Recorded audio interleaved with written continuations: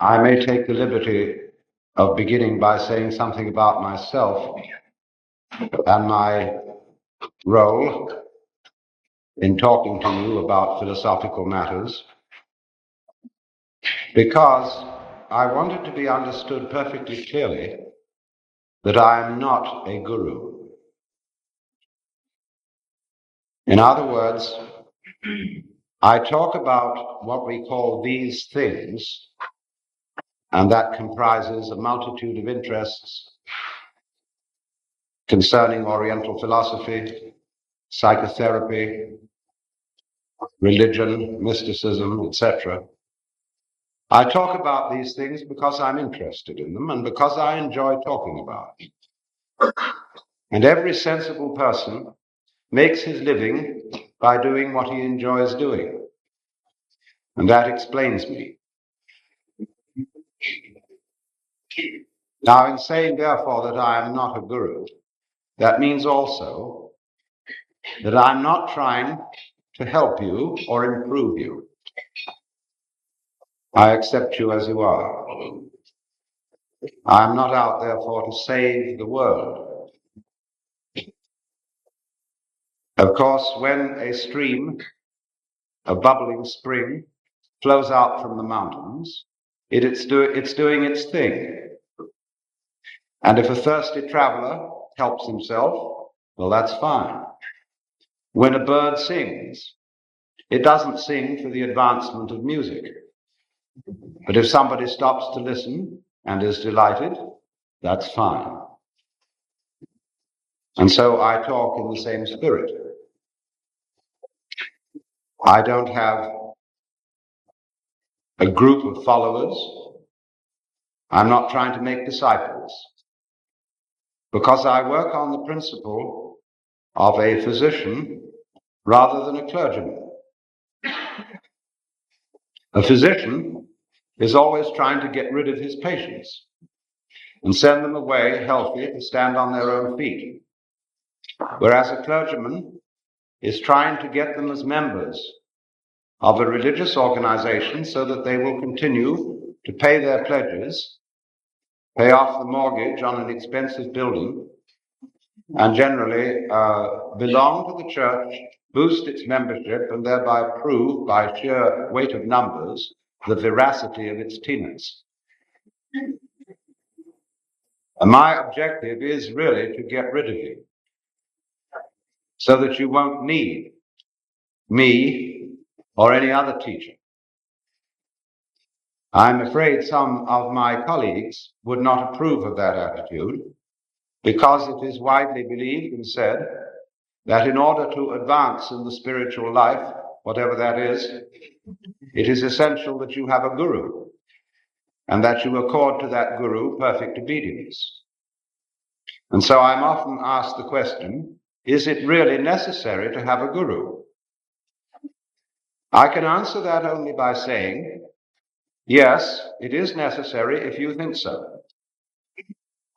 In the same spirit as it is said that anybody who goes to a psychiatrist ought to have his head examined. Of course, there is more in that saying than meets the ear. Because if you really are sincerely concerned with yourself and are in such confusion that you feel you have to go to a psychiatrist to talk over your state, then of course you need to go. Likewise, if you are in need of someone to tell you what to do to practice meditation or to attain a state of liberation, nirvana, moksha, or whatever it may be called, and you feel that necessity very strongly, then you must do it. Because, as the poet William Blake said, the fool who persists in his folly will become wise. However, I do want to point this out.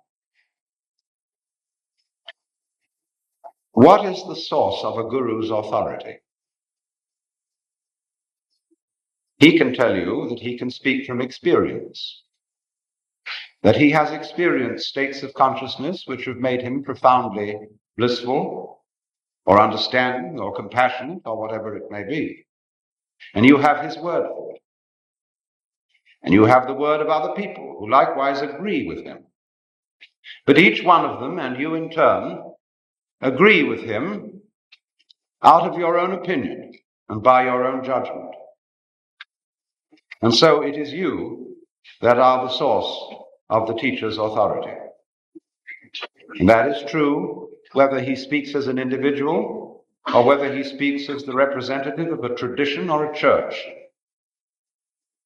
You may say that you take the Bible as your authority, or the Roman Catholic Church. And the Roman Catholic following very often says that the individual mystical experience is not to be trusted because of its liability to be interpreted in a whimsical and purely personal way, and that it has to be guarded against excesses by the substantial and objective traditions of the Church. But those traditions are held to be substantial and objective only because those who follow believe it to be so. They say so. And if you follow it, you say so. So the question comes back to you. Why do you believe? Why do you form this opinion? Upon what basis does all this rest? Well, of course, almost everybody is looking for help. Unless, when I was younger, so much younger than today, I never needed anybody's help in any way. But there is this feeling of a certain helplessness, of being alone and somewhat confused in an unpredictable, wayward, external world of happenings.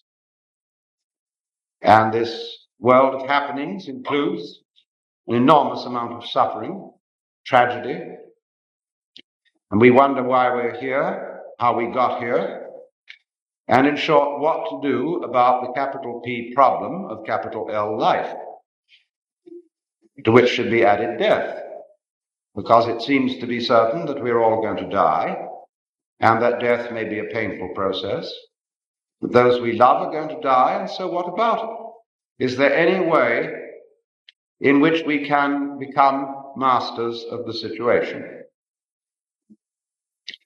Well, there are all sorts of ways of trying to escape from the human predicament of being a lonely, isolated consciousness in the midst of this enormous and wayward not self.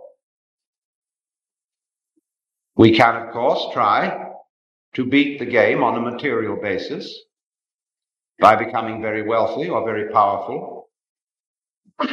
We may resort to all kinds of technology to get rid of our sufferings, hunger, pain, sickness, and so forth. But it will be noticed that as we succeed in these enterprises, we're not satisfied.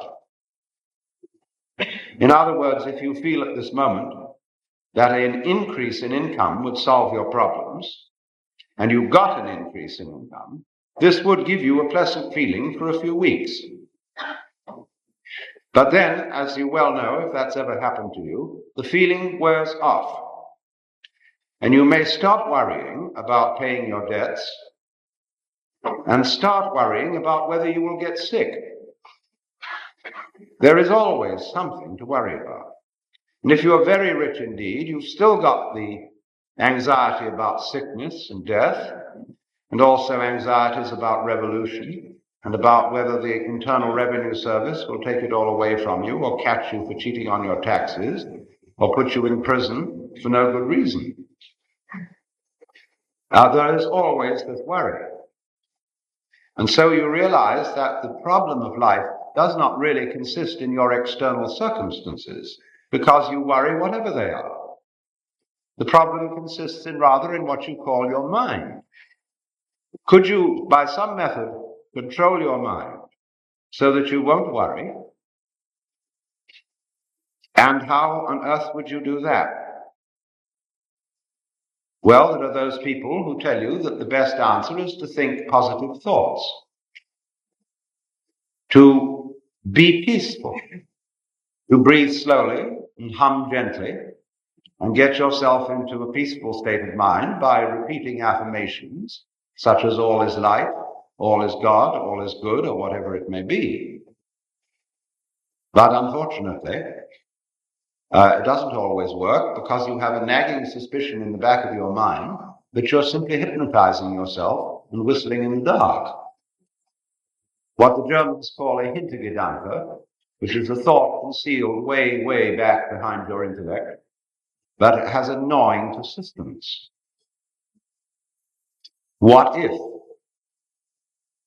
And so you realize that this matter of controlling the mind is no superficial undertaking, because although you may be able to smooth the ruffles of your consciousness, there is beneath that a vast area of unconsciousness which erupts as unpredictably as events in the external world. And so you consider seriously the possibilities of psychoanalysis, to go down and get into those depths and see if oil can be put on those troubled waters. And then, of course, you get into the guru business. You have to go to someone against whose mirror you can reflect those aspects of yourself of which you are not directly aware. So as the process goes on, you find there is something awkward about all this. And this awkwardness can be expressed in many different ways. One of them is this: how on earth are you to get at yourself, to do something about yourself?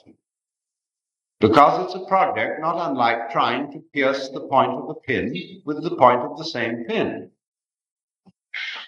In other words, if you feel that you could do with some sort of psychological or spiritual improvement, obviously you are the character who's going to have to bring this about.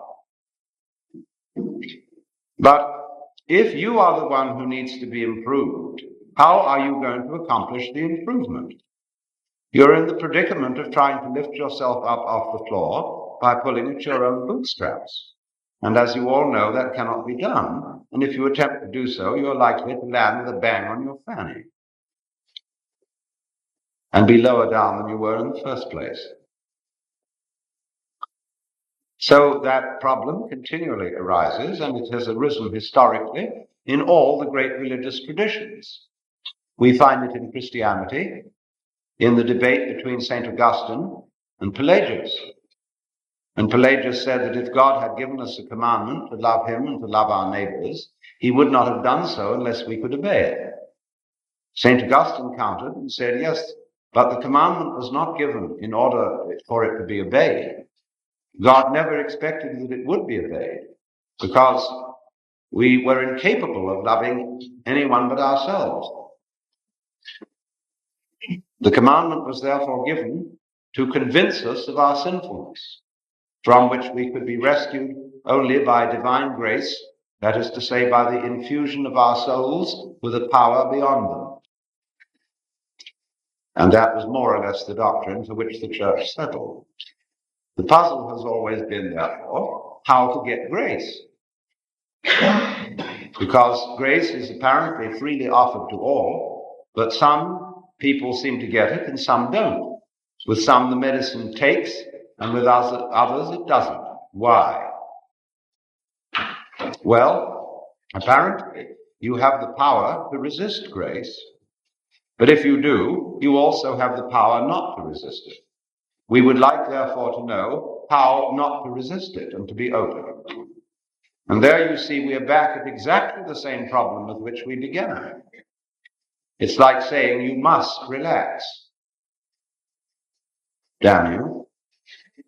Let go. Give in. And I know I ought to give in. I know I ought to let go and abandon my will to the divine will. But as St. Paul put it so well, the will is present with me. But how to do that which is good, I find not. For the good that I would, I do not, and the evil that I would not, that I do. In other words, we all come down to a basis in ourselves, which we will call, so first of all, since we are in a Jewish temple, the Yetzer Hara, or the wayward spirit, which God is supposed to have put into the soul of Adam, or in my translation, our element of irreducible rascality, where we are all basically scamps. And if you haven't found that, you're very unconscious.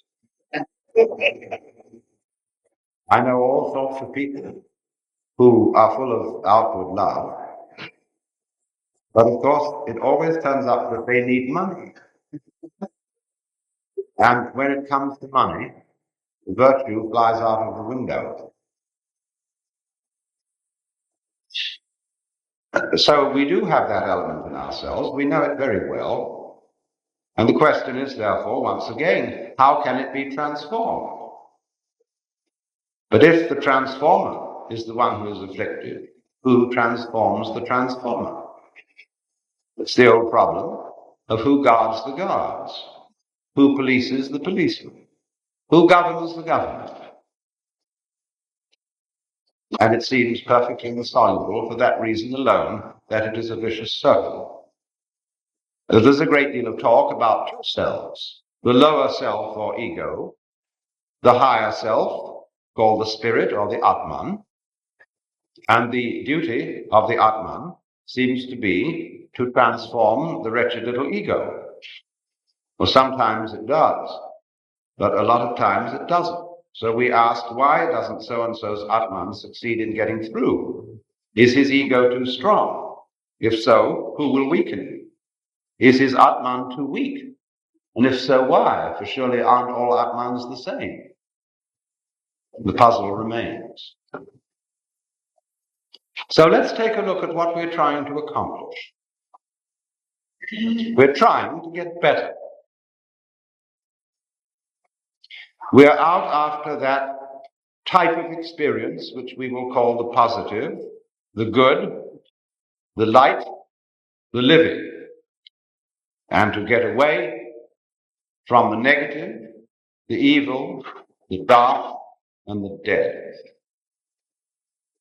Unfortunately, however, human experience, human consciousness, knows by contrast. We are equipped with a nervous system where the neurons either fire or don't fire. All that we are aware of is made up of an extremely complicated arrangement of yes and no. And by recording on magnetic tape impulses, there are areas where there is a pulse and there are areas where there is not a pulse. And by so doing, we can tape almost any form of human experience. In other words, we can put colored television on a tape so that it is all reduced to a matter of yes and no.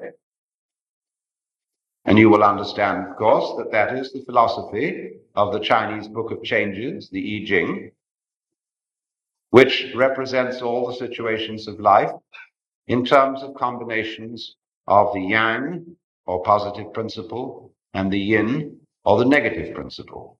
Interestingly enough, a Latin translation of the I Ching was read by the philosopher Leibniz. And from this he invented binary arithmetic, wherein all numbers can be represented by 0 and 1.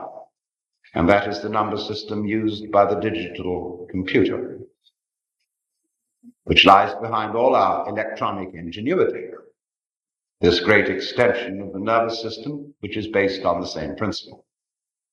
But you see what we are trying to do. We are trying to have yang without yin. We are trying to arrange a life game in which there is winning without losing. Now, how can you arrange such a state of affairs? A game in which everybody wins would end up, as W.S. Gilbert put it, when everybody is somebody, then no one's anybody. If we are all equally happy, it is impossible to know that we are happy, because a certain flatness comes over everything. If we lifted up all valleys and lowered all mountains. We should have the sort of thing they're attempting to do with bulldozers in the Hollywood Hills, to the destruction of the ecology, in ghastly fulfillment of the biblical prophecy that every mountain, every valley should be exalted, and every mountain laid low, and the rough places made plain. And I'm sorry to say it was Isaiah to whom this temple is dedicated, who made that remark. But the same Isaiah also said something that at least Christians do not often quote, which is this following sentence: I am the Lord, and there is none else. I form the light and create the darkness. I make peace and I create evil. I, the Lord, do all these things. In spite of which, everybody is busy trying to be good, not realizing that we would not recognize saints unless there were sinners, or sages unless there were fools. And there is no way out of that dilemma. That is why Buddhism represents existence in terms of a wheel called the Bhava Chakra, the wheel of becoming, of birth and death. And on the top of that wheel, there are Deva people, whom we would call angels. And at the bottom of the wheel, there are Naraka, or tormented people, in purgatory. And you go round and round, now this way, now that way. It's really like a squirrel cage, where you're running and running and running to get to the top. And yet, you have to run faster and faster to stay where you are. And that's why there is always the sense of the more you succeed in any scale of either worldly or spiritual progress, the more you have the haunting feeling that you're still in the same place.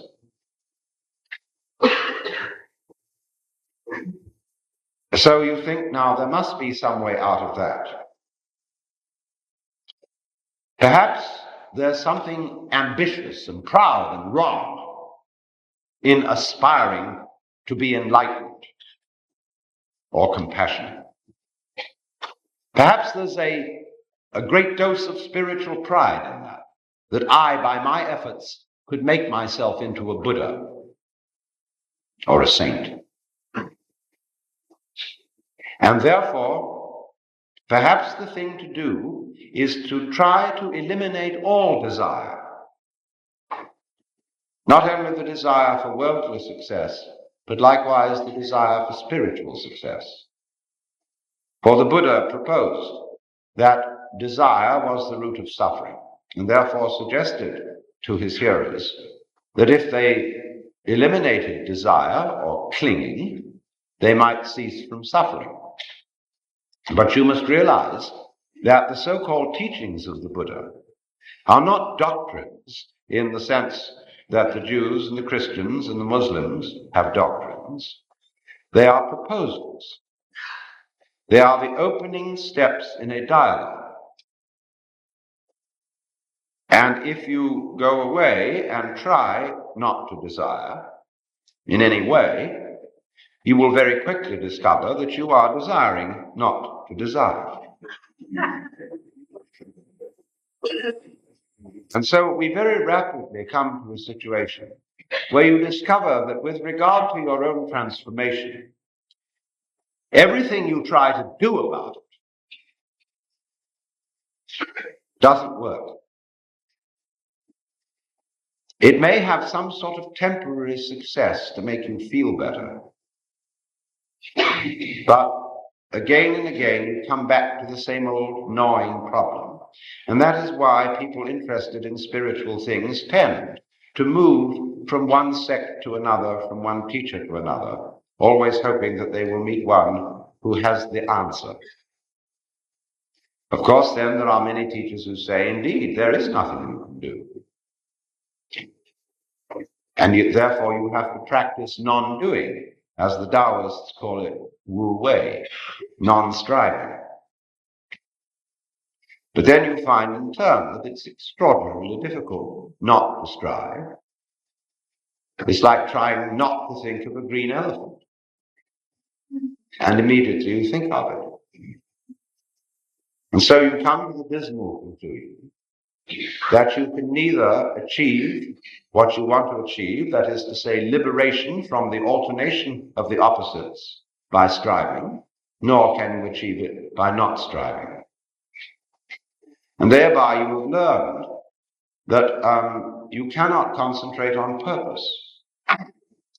It's like trying to be unself-conscious on purpose, or to be genuine on purpose, or to love on purpose. When you say, I ought to love, well, that puts you in a double bind.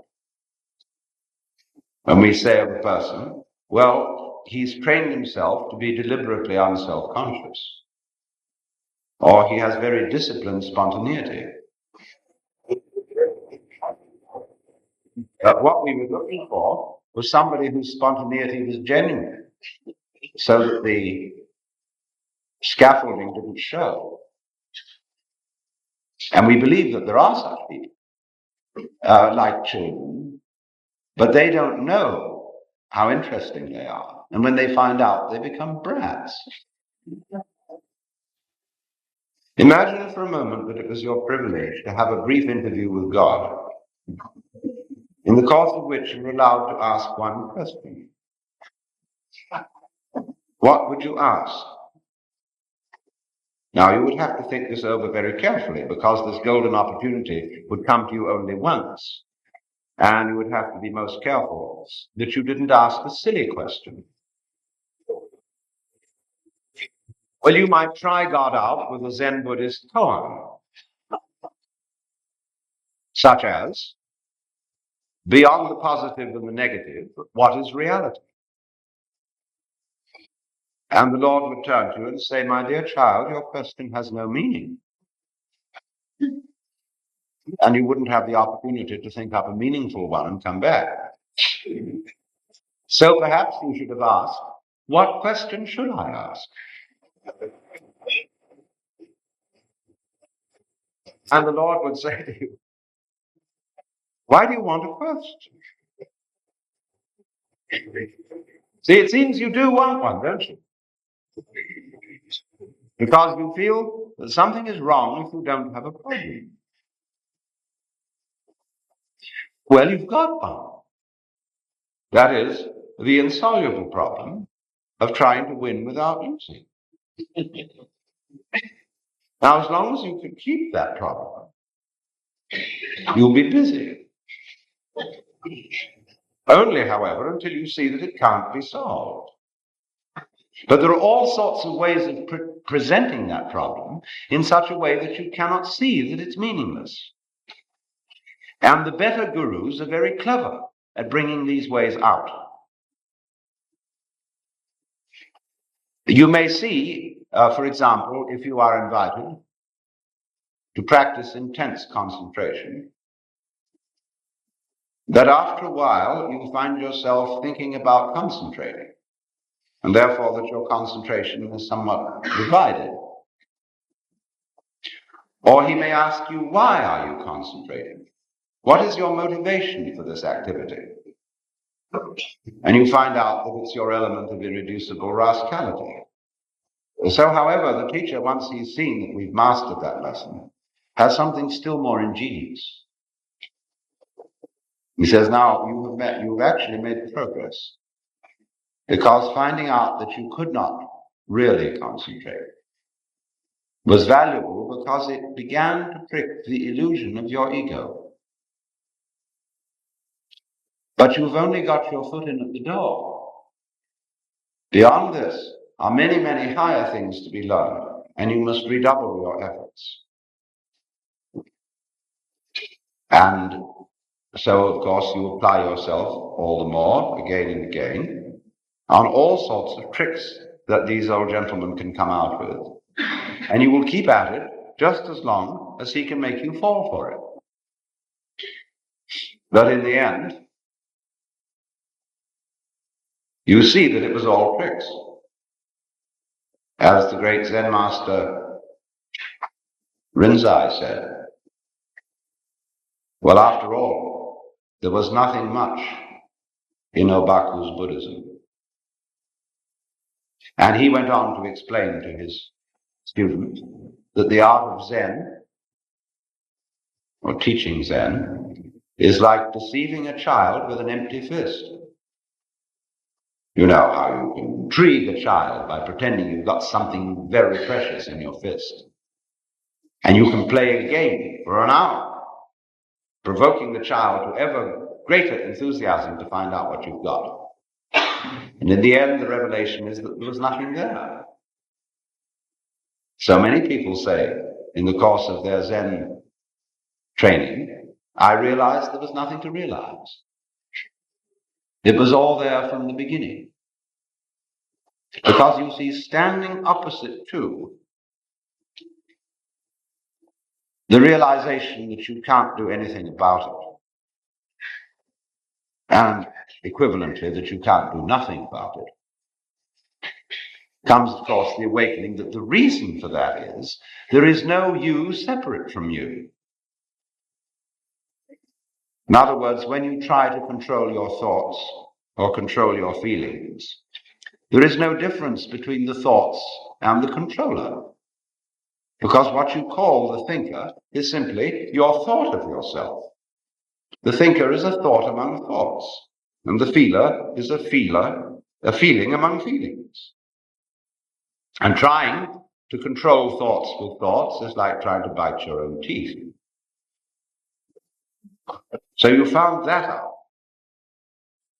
Well, then the other side of the picture is, of course, that if you do find that out, you discover that the project of controlling yourself was unnecessary because you were yourself a Buddha from the very beginning. That's what the Upanishads mean when they say quite simply, Tattvamasi. You're it. You, as you are. Now, how can you conceive that? Supposing you let your imagination go and really think through what you would like to happen. Imagine the most gorgeous state of bliss that you can conceive, where there are no worries, no anxiety, no haunting future with unpleasant consequences. You're in control of the whole works, and you're sitting on your lotus, perfectly content. And I ask you seriously, is that really what you want? You're quite sure that's what you want? Imagine now, let's get this situation straight. You've got everything you want. You're in the highest possible spiritual state that you can conceive. And yet,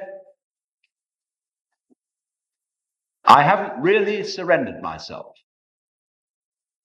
Because I know it all. Something I don't know. So please, the surprise. You know what would happen? You would find yourself sitting here in this building tonight, feeling exactly the way you feel.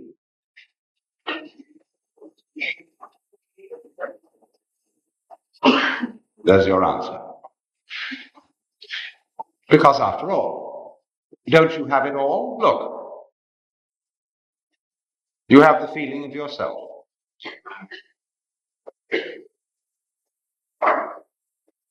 But the feeling of self depends on there being at the same time a contrast, the feeling of other. The self has a certain sensation of being in control of life to some extent through voluntary action. The will seems to have a certain freedom. And yet, on the other hand, there are limits to that. And it seems in the end, life sweeps us away and we are overwhelmed by the involuntary. And yet the voluntary keeps popping up. New voluntaries come into the world with every baby. So you see, you couldn't have the experience you call being a voluntarily acting self without the contrast of the involuntary happening. Now, do you want to be without the involuntary happening? You want to get rid of that? All right. If you get rid of it, you won't have the experience of the voluntary self. Or would you like to turn it the other way around? Would you like to have the experience of no voluntary self? And on the other hand, everything just happens. Well, then you say, well, I'm not sure about that. Because then I would feel at first that I was floating. See, that I had no further responsibilities. That I was just walking on air. And we do get that feeling sometimes. If you take the ideas of determinism and fatalism to their final conclusion, you do have that sense of freedom from all responsibility. Freedom from worry and care. And you float along for a while, but it wears off. You don't somehow seem to be able to follow out that philosophy consistently, especially if you have children. And somehow society begins to push on you to be responsible, as it pushes on children to be responsible. And so this nagging duality keeps coming back. That I cannot realize the nice irresponsible condition of involuntary behavior unless I have the contrast of the possibility of the voluntary, and vice versa. Now what does that mean? Obviously it means that these two aspects or sides of our experience, which we can call the voluntary and the involuntary, the knower and the known, the subject and the object, the self and the other, although appearing to be two, are indeed one. Because you can't have one without the other. And when that state of affairs arises, you know at once that there's a conspiracy. That two things which look as different can be are for that very reason the same.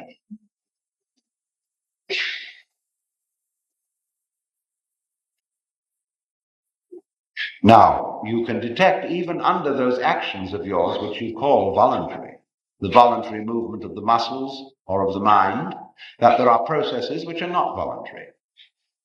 You do not will your blood to circulate. You do not control by intention the synapses in your nervous system, and yet you would be incapable of any voluntary action unless those involuntary processes were going on.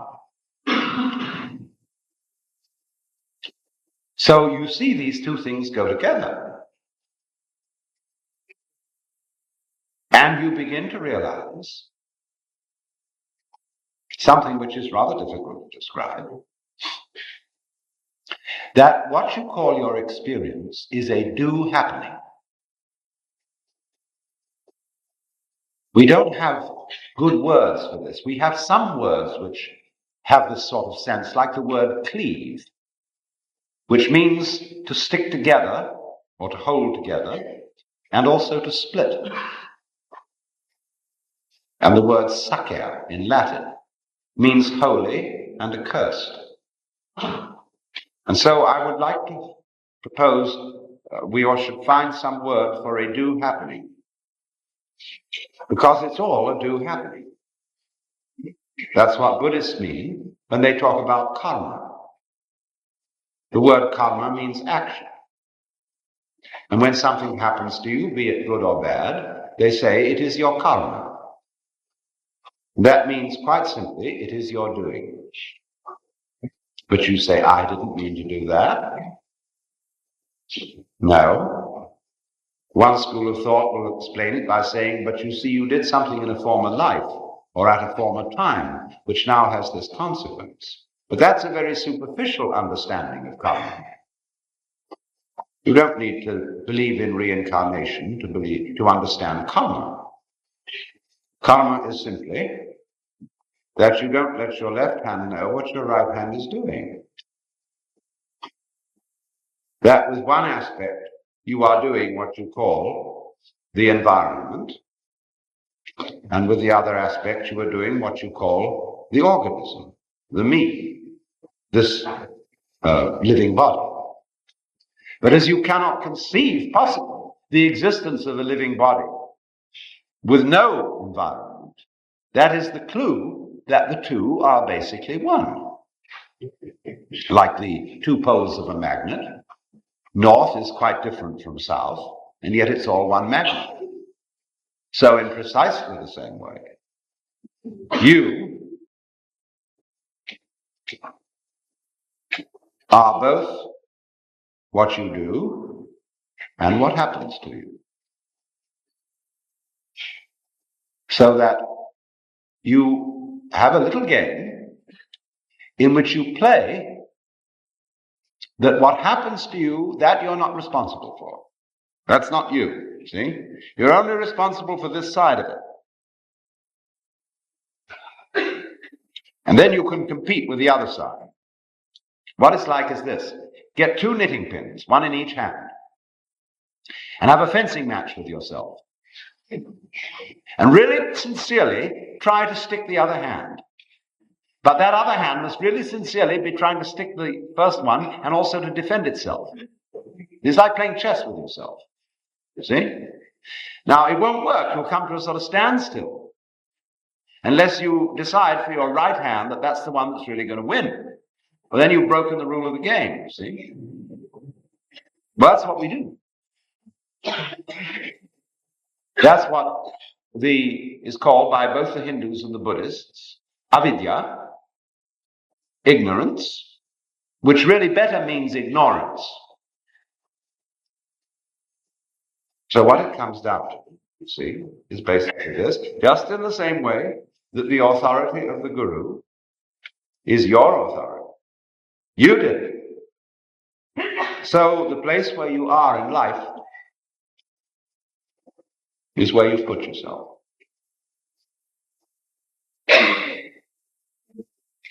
And just as on the surface of the sphere, every point may be regarded as the center of the surface, so every place may be regarded as the true place. And everyone's in his true place.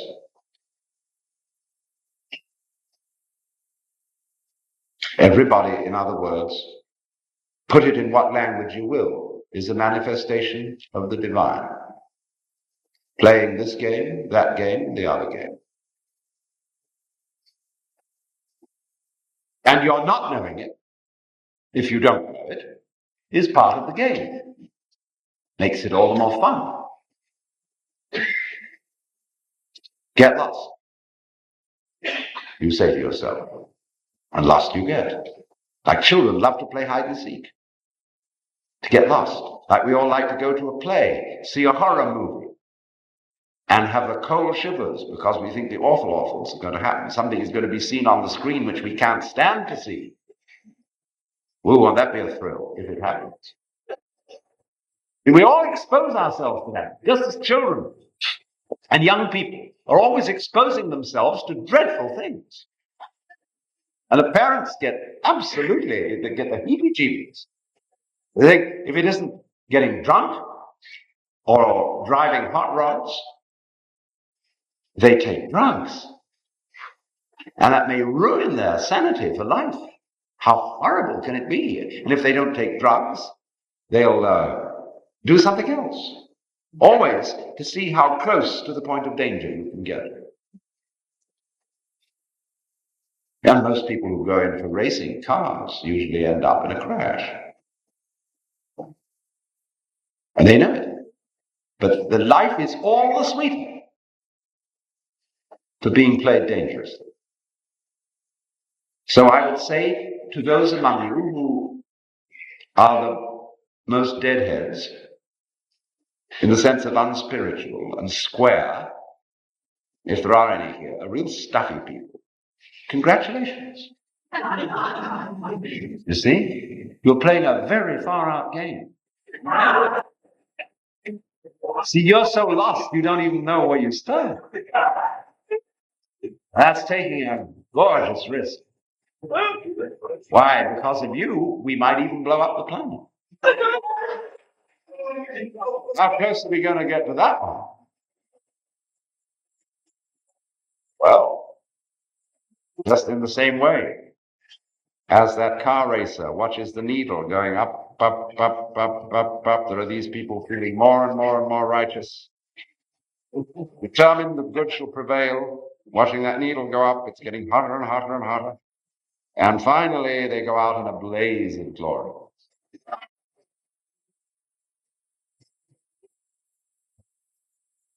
And then when the dust settles, they'll say, that was the first week. I mean, that was quite a dream we've woken up from. See, where will we go next? See, because that's the point, simple. That's why I would say that my function is liberative. I want you to see that it's you. It's not me. It's not Swami so-and-so. It's not Buddha so-and-so. It's not Saint so-and-so. It's you. You do it. As Sir Edwin Arnold put the words into the mouth of the Buddha, you suffer from yourselves. None else compels. None other holds you that you live and die and whir upon the wheel and hug and kiss its spokes of agony, its tire of tears, its nave of nothingness. And when one of the old Zen masters went to his teacher and said, what is the way to liberation? Teacher said, who is restraining you? He said, no one. If so, why should you ask for liberation? It all bounces back to you. What do you want? Do you know what you want? Can you think it through? Say exactly what you want. And invariably, you'll get back to the place where you are. Because what you say you want is always the symptom, the expression of what you are now.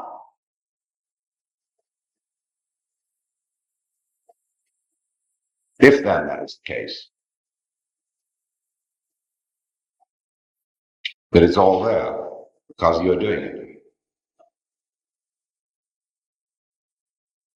Why meditate? Why do anything of a so-called spiritual nature? People don't understand really what meditation is. They take it up like they take up psychotherapy or a course in weight reduction in order to be better. But if you do that, you are not practicing what is called jhana or yoga or Zen. That's not it at all. Meditation is the one human activity which has no purpose. Buddhas, who are supposed to have attained everything, are invariably shown in some sort of meditation posture. Why should they meditate anymore? Because that just happens to be the way that a Buddha sits when he sits. When he sits, he sits. When he walks, he walks. He's not going anywhere. He's just going for a walk. Because he digs it. See, to dig, the very word means not merely to appreciate, but to penetrate. To go to the heart of the matter and to penetrate the moment. To get right to the root of the moment is nowhere else than the center of you, where you are. It's where you start this whole thing. So to get with yourself is to get at the moment where you begin all this questioning. Where does the question come from? Where does the desire spring from? Well, that's you. And that you is the point from which the whole universe is created. flowing back into the past like the wake of a ship. Wake doesn't drive the ship, it's the ship that makes the wake. So here you are, producing it. A meditation is just sitting and watching it happen. And it's not done because it's good for you. It's done for fun. I might even say meditation is a fun thing. And if it isn't, you're not meditating. There's an awful game that meditators play, which is competitive suffering. So they go to some place where they sit for hours on end until their legs ache and practically fall off. And they come back and brag about they sat through all those hours of leg aching. Now, it's very difficult to put down people who are suffering, because after all, one has a natural sympathy for pain. But I sometimes want to say, for goodness sake, don't throw your suffering at me in that way and in that spirit. Don't brag about it. Don't one-up me by saying, well, I've suffered more than you. People do things like that. They say, well, I'm more aware of my shortcomings than you are. I'm more tolerant than you are. I'm recognize more than you do what a rascal I am. Every kind of way one-upping somebody else in order to play the game in which I always win. So once we get into that kind of thing with the meditation scene, we get into hierarchies and ranks and degrees, and who has attained number 7, who has attained number 9, and the expert guru will always put a stage higher than anybody's thought of, so as to see how far your ambition will run. And so this goes on endlessly, endlessly, endlessly, until you suddenly wake up and begin real meditation by realizing that you were there. That you do really meditate all the time by virtue of existing all the time. Only you miss that eternal now by always looking for something next minute, expecting a result. Now you can't say, let me not expect a result, because one does anyhow. So you may just as well sit and enjoy it.